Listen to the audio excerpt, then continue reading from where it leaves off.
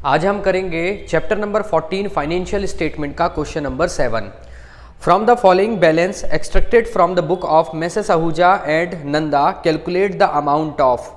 हमको यहाँ पर निकालना है cost of goods available for sale, मतलब कितने का सामान अभी सेल करने के लिए है हमारे पास। दूसरा cost of good sold during the year, मतलब जो सामान बेचा गया है इस साल उसकी लागत मूल्य क्या है, उसका कॉस्ट क्या है। और तीसरा यहाँ पर पूछा गया है ग्रॉस प्रॉफिट, और हमको यहाँ पर ग्रॉस प्रॉफिट निकालना है और ये सारे आइटम हमको दिए हुए हैं। ठीक है, तो हम यहाँ पर बनाएंगे ट्रेडिंग अकाउंट। ठीक, तो ये मैंने फॉर्मेट पहले से खींच लिया है। ये आएगा पर्टिकुलर अमाउंट,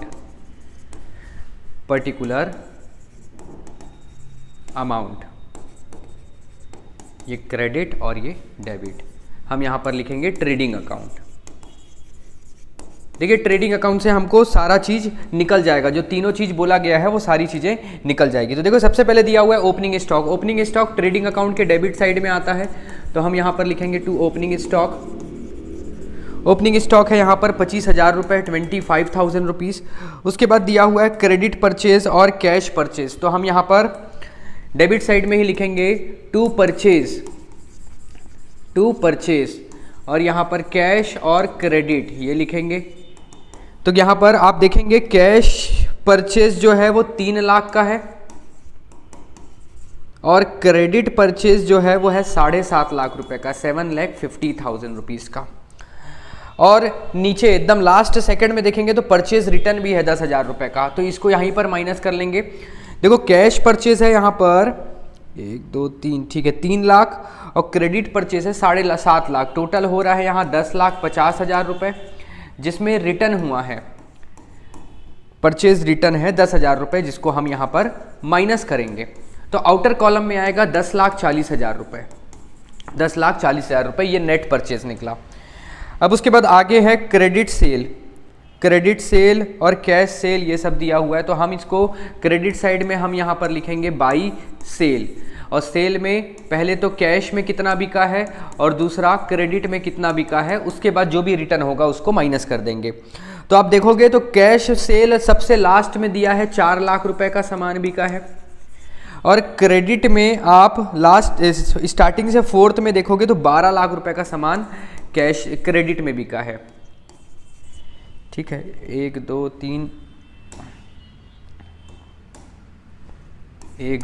3 4 5 12 लाख रुपए। अब ये दोनों हो रहा है 16 लाख रुपए। 16 लाख रुपए का सामान बेचा गया है, जिसमें से सेल रिटर्न आप लास्ट 3rd में देखेंगे तो 50,000 रुपए का सेल रिटर्न दिया हुआ है, तो इसको माइनस कर लेंगे। माइनस रिटर्न 50,000 रुपीज़ का माइनस हो जाएगा सेल रिटर्न, और आउटर कॉलम में यहाँ पर आ जाएगा 15,50,000 रुपये, 15,50,000 रुपये। ठीक है, ये सारी चीज़ें हो गई। उसके बाद दिया हुआ है वेजेस मतलब मजदूरी, ये ट्रेडिंग अकाउंट के डेबिट साइड आएगा, ट्रेडिंग अकाउंट के डेबिट साइड आएगा टू वेजेस, और वेजेस है 1 लाख रुपए, 1 लाख रुपीज़। उसके बाद दिया हुआ है सैलरी। देखिए सैलरी इनडायरेक्ट एक्सपेंस होता है, जिसको हम प्रॉफिट एंड लॉस अकाउंट में डेबिट साइड लिखते हैं, तो इसको यहाँ पर सैलरी को हम नहीं लिखेंगे। हम यहाँ पर बना रहे हैं ट्रेडिंग अकाउंट, और जो भी 3 चीज़ हमको निकालने बोला है वो हम ट्रेडिंग अकाउंट निकालेंगे तो पूरा का पूरा सारी चीज़ें निकल जाएगी। ठीक है, तो आपको याद रखना है कि सैलरी जो है वो इसमें नहीं आएगा। उसके बाद आगे देखिए क्लोजिंग स्टॉक दिया हुआ है। क्लोजिंग स्टॉक ये आएगा ट्रेडिंग अकाउंट के क्रेडिट साइड में by closing stock. Closing stock है, ये है कितना है 30,000 रुपये, 30,000 रुपये क्लोजिंग स्टॉक। ठीक है, ये सारी चीज़ें हमने निकाल ली। अब हम इसको कर देंगे टोटल।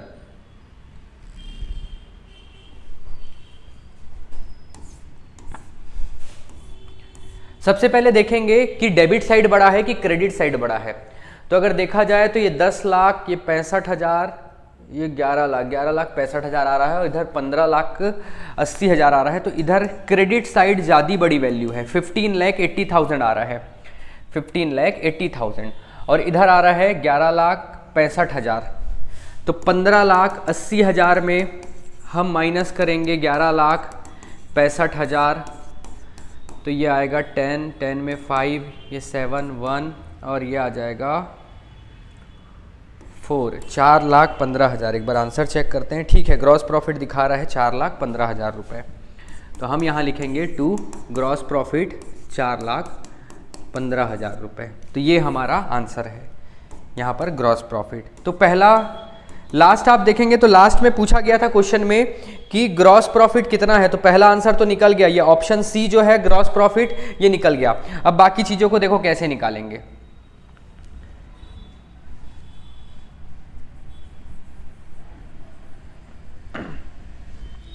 यहां पर सबसे पहले पूछा हुआ है cost of goods available for cell.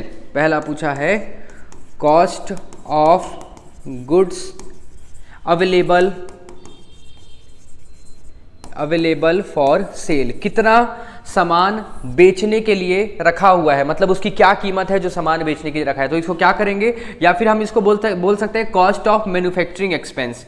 तो यहां पर आप क्या करेंगे, सबसे पहले तो ओपनिंग स्टॉक में प्लस हो जाएगा नेट परचेज कितने का सामान परचेज किए हैं, और उसके बाद जितने भी डायरेक्ट एक्सपेंस होते हैं, और डायरेक्ट एक्सपेंस आप देखेंगे तो यहाँ पर सिर्फ और सिर्फ डायरेक्ट एक्सपेंस के रूप में वेजेस ही दिया हुआ है, तो इसको ही ऐड करेंगे।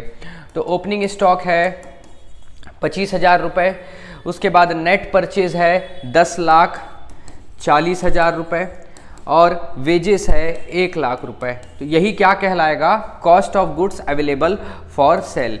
तो ये 10,00,000, 11,40,000 और ये 11,65,000 रुपये, ये पहले वाले का आंसर है। ठीक है, ये जो ए था इसका आंसर है। उसके बाद पूछा गया है cost of goods sold during the year, तो उस साल कितने का सामान बेचा गया है ये पूछा जा रहा है।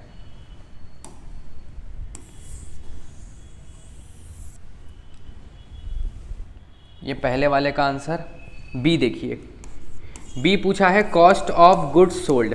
कॉस्ट ऑफ गुड्स सोल्ड का फॉर्मूला होता है ओपनिंग स्टॉक प्लस परचेज, और ये कैसा परचेज, नेट परचेज जिसमें हम रिटर्न को माइनस करेंगे, plus direct expense minus closing stock. ये इसका फॉर्मूला होता है कॉस्ट ऑफ गुड्स सोल्ड का।